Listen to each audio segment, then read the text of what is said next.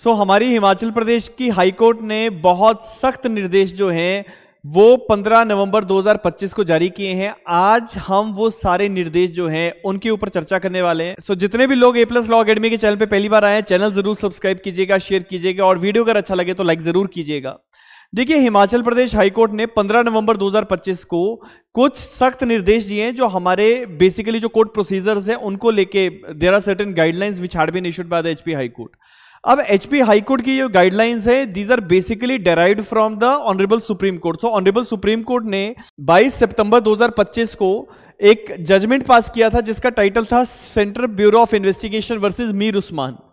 इस मीर उस्मान के केस में बेसिकली प्रोसीजर को कैसे टाइमलाइन किया जाए, क्या पूरी कार्रवाई जो है जुडिशियल सिस्टम के अंदर जो हमारी चलती है, प्रोसीडिंग्स को कैसे फॉलोअप किया जाए, जो ट्रायल है उसको कैसे देखा जाए, गवाहों की गवाहियां कैसे रिकॉर्ड होंगी, टाइम टू टाइम जो एडजर्नमेंट्स मांगी जाती हैं उसको लेके जो थे सख्त निर्देश ऑनरेबल सुप्रीम कोर्ट ने दिया। और उसी के बेसिस पे 15 नवंबर 2025 को हमारी हिमाचल प्रदेश की हाई कोर्ट ने जो है वही गाइडलाइंस आगे दोबारा से इशू करी है, सर्कुलर जारी किया है। और जितने भी हमारे हिमाचल प्रदेश में एडवोकेट्स हैं, लॉ स्टूडेंट्स हैं, उन सभी लोगों के लिए ये आज की गाइडलाइंस बहुत ज्यादा जरूरी है। ये कोई भी ऐसा व्यक्ति जिसका किसी भी कोर्ट में कोई भी केस पेंडिंग है, आप लोगों के लिए भी दिशा निर्देश जो है बहुत ज्यादा इंपॉर्टेंट है जानने के लिए। चलिए बात करते हैं ये क्या गाइडलाइंस हैं, क्या हिमाचल प्रदेश हाईकोर्ट ने क्या सर्कुलर जो है वो जारी किया है। तो जैसे कि आप देख सकते हैं यहां पे लिखा हुआ है, in compliance of the directions of honourable supreme court passed on 22nd of September 2025 in case of CBI versus Mir Usman, the following practice directions has been issued for strict compliance। तो जितने भी लोग हिमाचल प्रदेश में practice कर रहे हैं, आप सभी लोगों के लिए गाइडलाइंस बहुत ज्यादा जरूरी जो हैं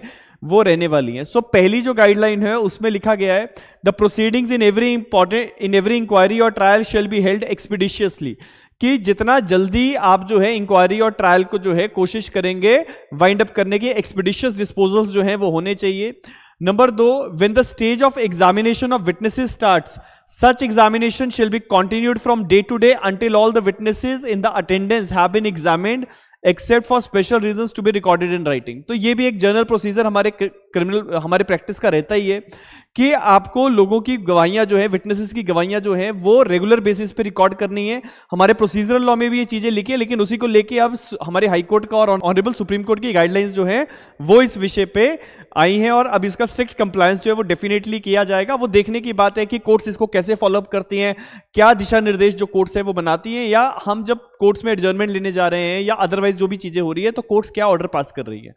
आगे इसमें लिखा है, when the witnesses are in attendance before the court, no adjournment और postponement shall be granted without examining them except for special reasons to be recorded in writing. तो अगर गवाह जो है वो कोर्ट के अंदर मौजूद है तो किसी भी तरह का कोई भी तारीख जो है एडजर्नमेंट जो है वो नहीं दिया जाएगा, ना मैटर को पोस्टपोन किया जाएगा। तो ये भी एक बहुत इंपॉर्टेंट गाइडलाइन जो है वो दी गई है। सिर्फ स्पेशल कारण होने की वजह से ही ऐसे एडजर्नमेंट्स या पोस्टपोनमेंट्स की जाएंगी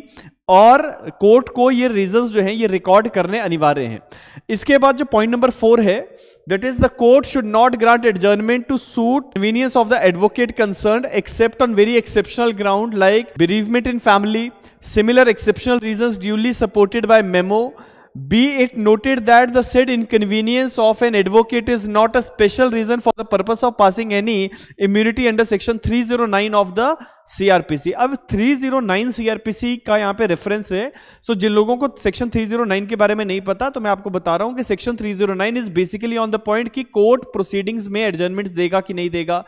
किस तरीके से प्रोसीडिंग्स जो है वो चलेंगी और इंक्वायरी और ट्रायल के दौरान कैसे कोर्ट जो है वो अपनी कार्रवाई आगे बढ़ाएगा। तो उसी को लेके कोर्ट ने कहा है कि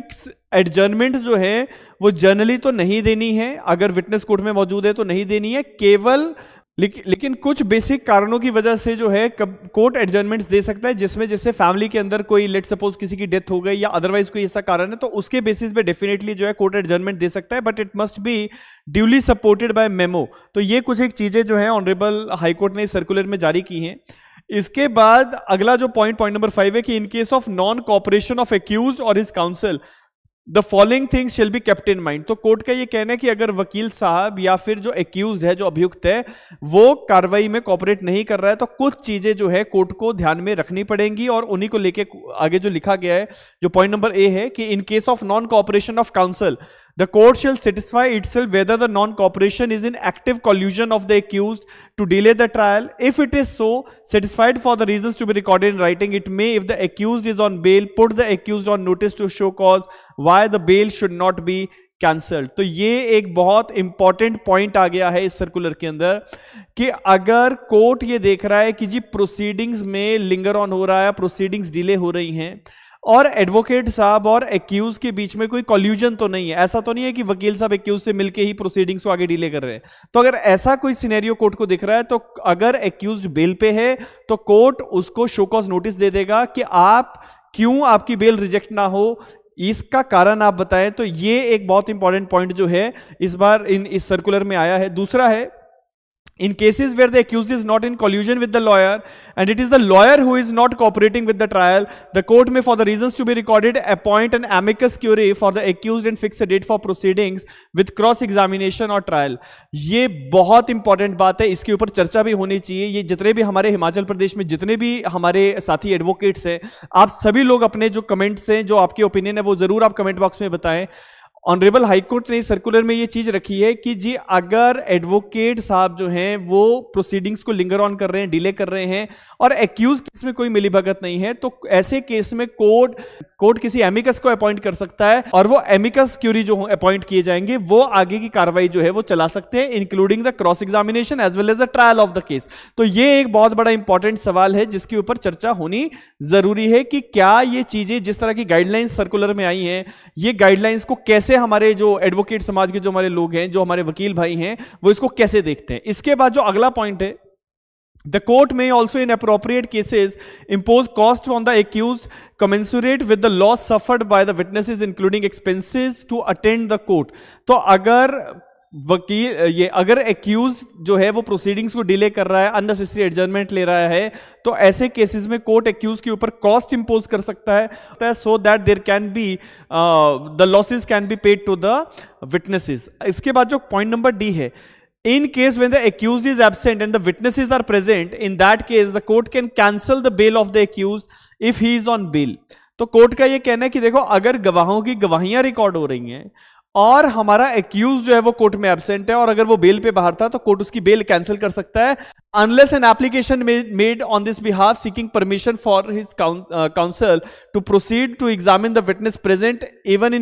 in his absence, provided the accused gives an undertaking in writing that he would not dispute his identity as to particular accused in the case। तो ये एक नया ये इंपॉर्टेंट गाइडलाइन जो है ये भी अगेन सीआरपीसी और बीएनएसएस जो हमारे क्रिमिनल प्रोसीजर्स हैं उनको ध्यान में रखते हुए किया है कि अगर एक्यूज कोर्ट में एब्सेंट है, विटनेसेस लेकिन उसके वकील साहब एक एप्लीकेशन लगा सकते हैं कि he is competent to go for the examination in the absence of the accused person also and accused is giving undertaking for that. तो ऐसे सिनेरियो में जो है कोर्ट आगे कार्रवाई करेगा, नहीं तो कोर्ट बेल कैंसिल जो है वो कर सकता है। अगला जो पॉइंट नंबर 6 है, the presiding officer of each court may evolve this system for framing the schedule of constructive working days for examination of witnesses in each case well in advance after ascertaining the convenience of counsel on both sides। तो ये एक important चीज जो है ये presiding officers के लिए है। तो इसमें यह कि कोर्ट जो है इस तरह से अपना स्केड्यूल बनाए कि जी जो हमारे कंस्ट्रक्टिव वर्किंग डेज है उसमें गवाहों की गवाहियां जो है वो कैसे रिकॉर्ड होंगी और साथ में इस चीज का एडवांस नोटिस जो है वो पार्टीज को दे दिया जाए ताकि दोनों साइड्स के जो वकील हैं उनको कन्वीनियंस जो है वो रहे। और लास्ट जो पॉइंट है दैट समन्स और process could be handed over to the public prosecutor in charge of the case to cause them to be serve on the witnesses as per the schedule fixed by the court. तो जो summons या notice या process जो भी जाना है उसको लेके आप पीपी साहब को हैंड ओवर कर सकते हैं ताकि आगे विटनेसेस को जो है वो सर्व करवाए जा सके। सो ये इंपॉर्टेंट गाइडलाइंस जो थी ऑनरेबल हाईकोर्ट की अभी अभी रिसेंटली परसों जो है 15 नवंबर 2025 को ये पास हुई है, ये सर्कुलर जारी हुआ है। तो जितने भी हमारे एडवोकेट्स हैं आप सभी लोगों को इन गाइडलाइंस के बारे में जानकारी होना अनिवार्य है, जरूरी है। जितने भी लोग हमारे इस वीडियो के माध्यम से हमें यूट्यूब पे सुन रहे हैं, फेसबुक पे सुन रहे हैं, आप इस वीडियो को अपने बाकी एडवोकेट्स के साथ शेयर जरूर करें। इसी के साथ साथ मिलेंगे किसी नए वीडियो में, तब तक के लिए बहुत बहुत धन्यवाद। अपना बहुत अच्छे से ध्यान रखिएगा। Thank you so much.